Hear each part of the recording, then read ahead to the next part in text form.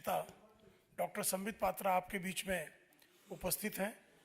मैं आदरणीय डॉक्टर पात्रा जी से आग्रह करूंगा कि आप सबको संबोधित करें। धन्यवाद आदरणीय प्रेम शुक्ला जी, आप सभी का अभिनंदन है। बंधुगण, विषय राहुल गांधी जी और कांग्रेस पार्टी का है। जब हिंदुस्तान में G20 की मीटिंग चल रही है, उस समय राहुल गांधी जी का जो व्यवहार ब्रिटेन के कैम्ब्रिज में रहा है, वह देश से छिपा नहीं है। और कोई पहली बार राहुल गांधी जी ने विदेशी यूनिवर्सिटी में या विदेश में जाके हिंदुस्तान के खिलाफ कहा हो, ऐसा भी नहीं है। किंतु विषय आज गंभीर इसलिए बनता है, जहां विश्व के सबसे ताकतवर 20 देश हिंदुस्तान में मौजूद हैं। आज भारतवर्ष होस्ट है, भारतवर्ष G20 का अध्यक्षता कर रहा है। नरेंद्र मोदी जी के नेतृत्व को पूरा विश्व उनके नेतृत्व का लोहा मान रहा है, और हम धन्यवाद भी करेंगे और उचित भी है। न केवल ये 20 देश अपितु समग्र विश्व के तमाम देश आज हिंदुस्तान को एक ब्राइट स्पॉट के रूप में देख रहे हैं और मुक्त कंठ से भारत की भूरी भूरी प्रशंसा कर रहे हैं। इटली की प्रधानमंत्री ने तो कहा कि Narendra Modi ji is one of the most lovable personalities in the whole world. कोई ऐसा देश नहीं बचा है जो ये नहीं कह रहा है कि हिंदुस्तान ब्राइट स्पॉट नहीं है। सारे देश के राष्ट्राध्यक्ष हिंदुस्तान के वर्तमान और हिंदुस्तान भविष्य में किस प्रकार का किरदार रहेगा, इस विषय को लेकर बड़े स्पष्ट रूप से अपने विषय को रख रहे हैं। यहां तक बातें की जा रही है कि रूस और यूक्रेन के बीच में जो युद्ध चल रहा है, यदि उसमें भी हस्तक्षेप करना है, उसे भी रोकने की क्षमता किसी में है, तो तमाम देश हिंदुस्तान की तरफ देख रहे हैं और नरेंद्र मोदी जी से इस विषय में बातचीत कर रहे हैं।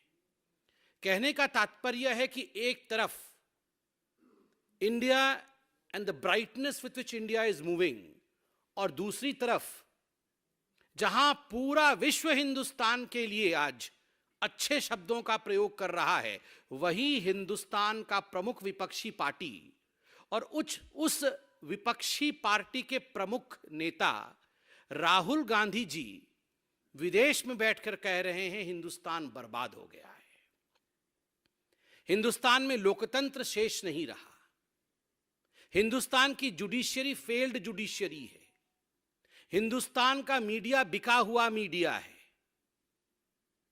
हिंदुस्तान आज एक ऐसा देश नहीं है जहां आप जाके इन्वेस्ट कर सके। बंधुगण, सोचिए, आज तमाम कंपनियां पूरे विश्व से वो हिंदुस्तान में आकर निवेश करना चाहते हैं, हिंदुस्तान में इन्वेस्ट करना चाहते हैं। यहां तक कि चीन से कंपनियां छोड़ करके भारतवर्ष में निवेश करने के लिए, इन्वेस्ट करने के लिए आ रही है। यह पहली बार 70 वर्षों में हुआ है। और वहीं पैरेलली राहुल गांधी ब्रिटेन के एक बड़े यूनिवर्सिटी में जाके लोगों के बीच में कहते हैं कि हिंदुस्तान कतई मत चले जाना, अगर आप हिंदुस्तान में इन्वेस्ट करने के लिए सोच रहे हैं तो हिंदुस्तान से खतरनाक स्थान और कोई नहीं है। यदि किसी प्रकार की परेशानी हो जाएगी तो जुडिशियरी आपकी सुनेगी नहीं, क्योंकि जुडिशियरी कॉन्स्ट्रेंट में है, कॉम्प्रोमाइज्ड हो चुकी है। मीडिया वहां सच नहीं दिखाता है। जो परिस्थिति मीडिया हिंदुस्तान की दिखा रही है वो हकीकत नहीं है। हिंदुस्तान में लोकतंत्र डेंजर में है और लोकतंत्र समाप्ति की ओर है। यह संदेश विश्व के एक बड़े प्लेटफॉर्म में खड़े होकर राहुल गांधी पूरे विश्व को देने की कोशिश कर रहे हैं। मुझे तो आश्चर्य हो रहा है। वैसे तो लोग जानते हैं, विश्व भर में लोग जानते हैं राहुल गांधी क्या है, कितना विश्वास करना है, कितना विश्वास नहीं करना है। मगर एक पल के लिए जरा आंख बंद करके सोचिए, जिस पाकिस्तान ने भी हिंदुस्तान के विषय में यह सब कहने से कतराया है, हिम्मत नहीं करता है पाकिस्तान ग्लोबल फोरम में खड़े होकर यह कहे कि इंडिया की जुडिशरी कॉम्प्रोमाइज्ड है।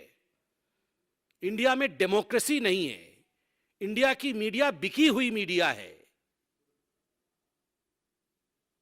वो राहुल गांधी जाके आज वर्ल्ड प्लेटफॉर्म में इंडिया को इस प्रकार से प्रेजेंट कर रहे हैं।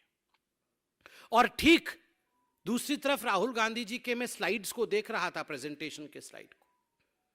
प्रेस कॉन्फ्रेंस में 5 मिनट की देरी इसलिए हुई क्योंकि मैं 1 घंटे के राहुल गांधी के भाषण को अक्षरशः सुन के आया। वो कहते हैं कि चीन एक अलग किस्म का देश है, चीन सद्भावना चाहता है, चीन जो डेवलपमेंट कर रहा है, चाइना की जो कम्युनिस्ट पार्टी है वो हार्मोनी, कोट अनकोट, क्योंकि अंग्रेजी में उनका भाषण था, दे वांट हार्मनी, वो हार्मनी चाहती है। उन्होंने कहा कि मैंने पूछा कि क्या चीन एक राष्ट्र है, इज चाइना अ नेशन? तो किसी ने उन्हें चाइना एक नेशन क्यों है वो समझाया कि चाइना में येलो रिवर है और येलो रिवर ही चाइना को एक नेशन के रूप में बांधती है। जब चाइना येलो रिवर के उफान को कंट्रोल कर लेती है तो चाइना महान बन जाती है और चाइना एक राष्ट्र बन जाता है। राहुल गांधी ने येलो रिवर देखा, ठीक बात है, मगर राहुल गांधी जी को इतने बड़े यात्रा करने के बाद गंगा नहीं दिखी। राहुल गांधी जी गंगा नहीं देख पाए और हिंदुस्तान एक राष्ट्र है ये वो मानते नहीं है। वो वहां भी जाके कह रहे थे कि एक एग्रीमेंट है, एक समझौता है, India is an agreement. China harmony चाहती है, वहां नेशनलिज्म है क्योंकि वहां येलो रिवर है, गंगा उन्हें दिखा नहीं क्योंकि देखने की कोशिश नहीं की।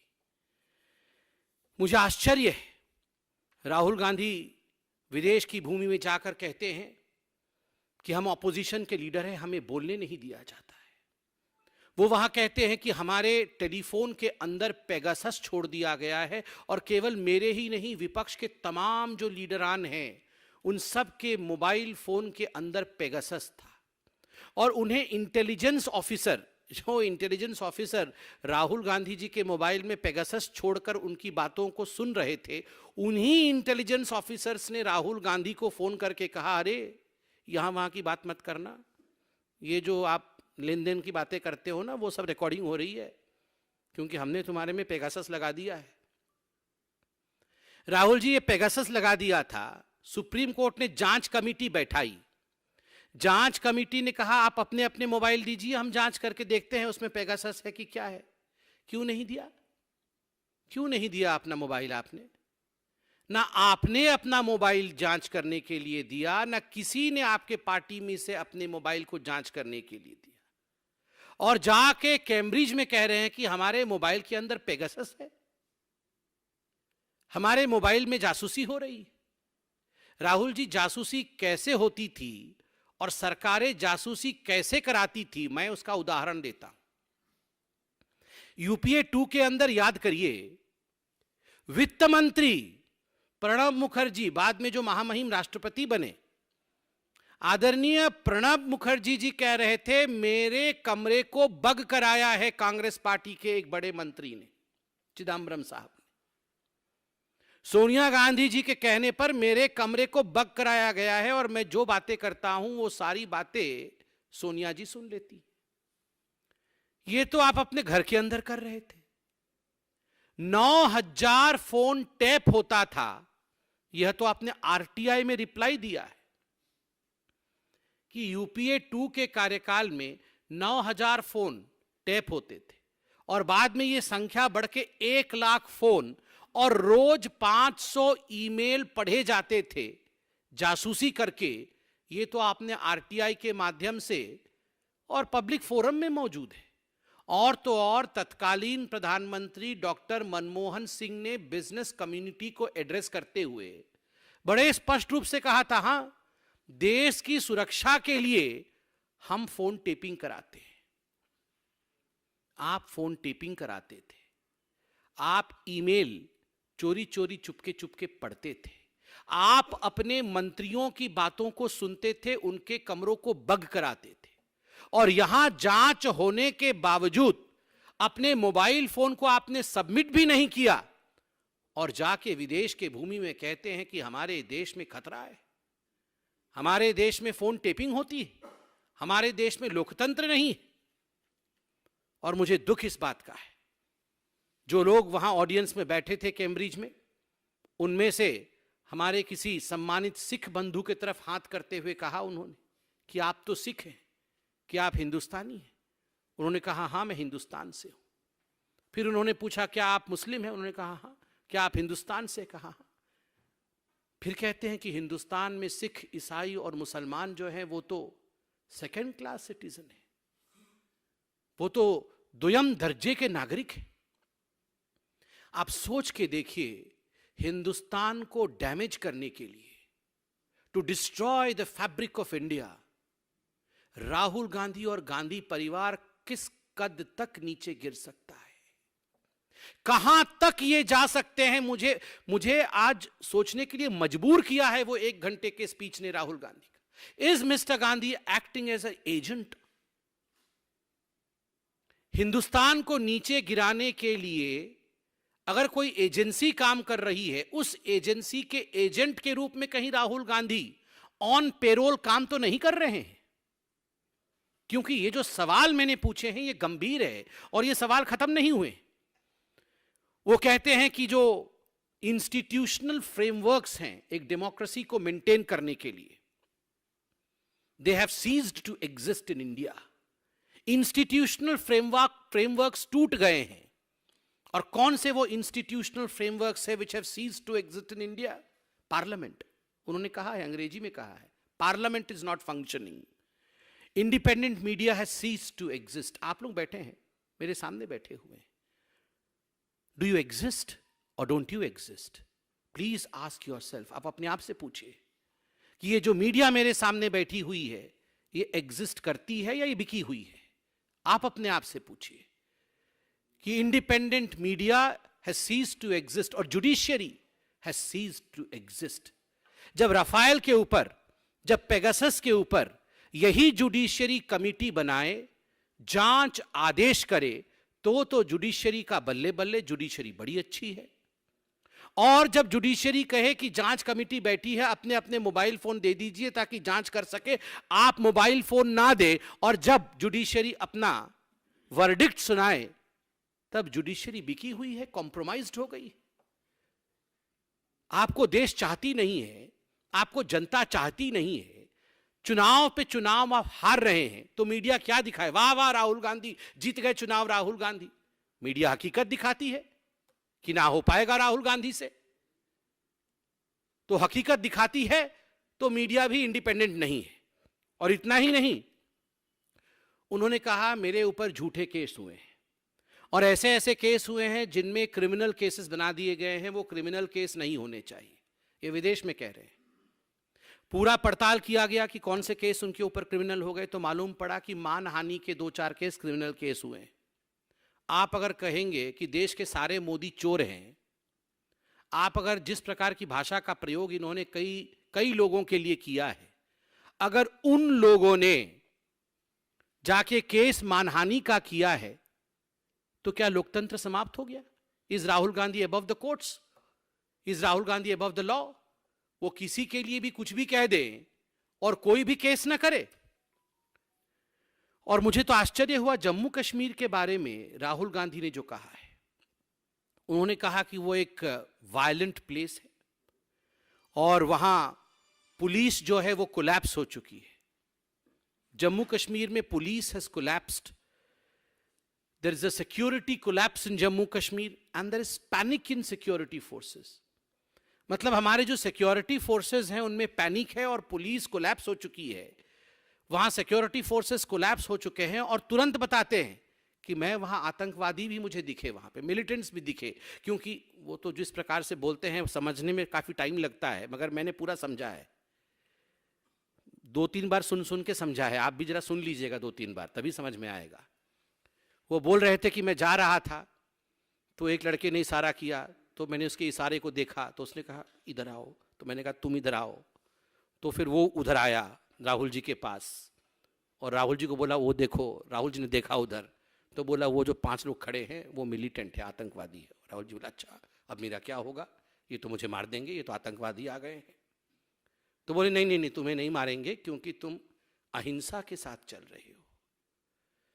मतलब फिर राहुल जी ने कहा, मुझे, मेरे सामने आतंकवादी खड़े थे और उन्होंने मुझे बहुत, दे गेव मी लुक्स, अंग्रेजी में कहा लुक्स, मतलब भयंकर दृष्टि से देखा, बस तेरा तो आज होने वाला है काम।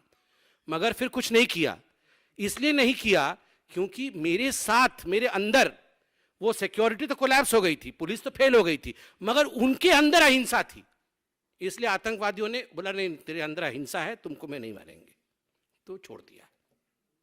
मतलब ये जो सिक्योरिटी फोर्सेस कोलैप्स हो गई, पुलिस तो कोलैप्स हो गई, मगर ये जो आतंकवादी बम फोड़ करके निर्दोष लोगों को मार रहे हैं पूरे हिंदुस्तान में, और जम्मू कश्मीर में जो निर्दोष लोगों की हत्या हुई, ये निर्दोष लोगों के साथ अहिंसा नहीं थी, इनके साथ हिंसा थी, तभी उनको मार दिया आतंकवादियों ने। और राहुल गांधी के दिल के अंदर से हिंसा, अहिंसा थी, इसलिए आतंकवादी नहीं नहीं तुम्हें छोड़ रहे हैं। क्या बोलते हैं ये राहुल गांधी? विदेश में जाकर देश के खिलाफ इस प्रकार की भाषा का प्रयोग, इस प्रकार से देश बर्बाद हो गया है, इसका प्रस्तुतिकरण राहुल जी, मुझे माफ करिएगा मगर आज मुझे कहना पड़ रहा है, just because you are not a bright kid, that does not mean India is not a bright spot. Just because you are not the bright kid of your party, of your dynastic party, that does not imply that India is not a bright spot. The corollary is India is a bright spot, but you have failed to be the bright kid of your dynastic party, Rahul Gandhi. पहले आप bright बनने की कोशिश करिए। India is bright and India is doing good. Thank you so much. कोई प्रश्न हो तो अवश्य पूछे।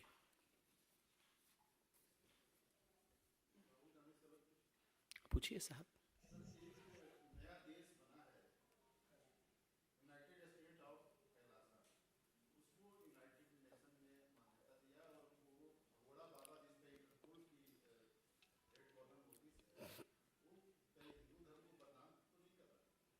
देखिए, यह विषय पार्टी का नहीं है, यूनाइटेड नेशन का है। यह विषय सामरिक विषय है। पार्टी के मन से इन विषयों पर मैं कमेंट करना नहीं चाहूंगा।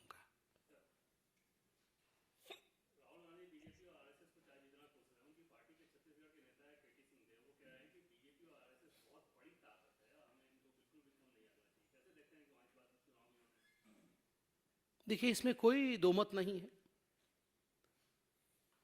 जो कांग्रेस के बड़े नेता हैं, अब तो ये हकीकत है कि वो भी अपने दिल के ऊपर 100 टन का पत्थर रखकर ही राहुल गांधी जी के विषय में अच्छा अच्छा कहते होंगे।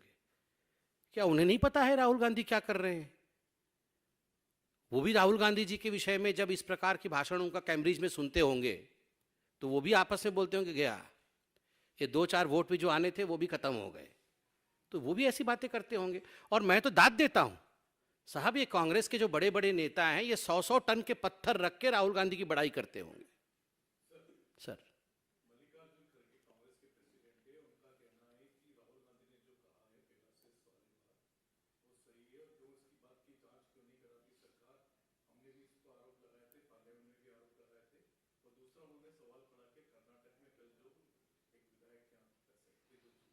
देखिए, जहां तक खड़गे जी का सवाल है, स्वाभाविक रूप से गांधी परिवार ने उन्हें अध्यक्ष बनाया है, तो राहुल गांधी जी के सारे विषयों में हाँ कहना बाध्यता है।